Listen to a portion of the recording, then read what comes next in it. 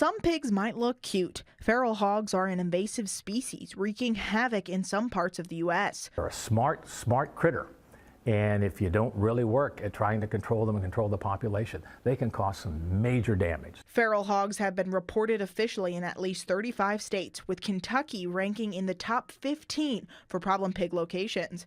In a study done by a hunting and fishing platform called Captain Experiences, Kentucky has 310 reports of feral pigs present in 81 counties across the Commonwealth.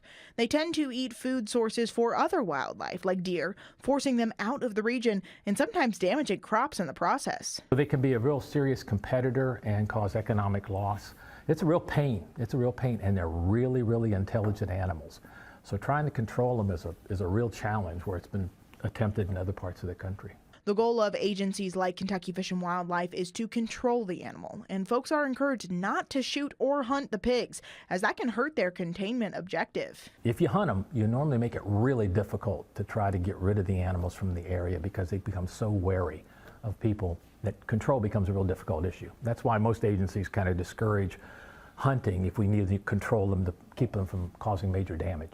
If you come across one of these hogs on your property, report your sighting to the Kentucky Department of Fish and Wildlife to keep your property and your neighborhood safe. The intelligence of the animal and the abilities of what they have, their tusks, their rooting behavior, they can cause serious economic damage. They can really do a number, especially in agricultural property, causing, financial loss.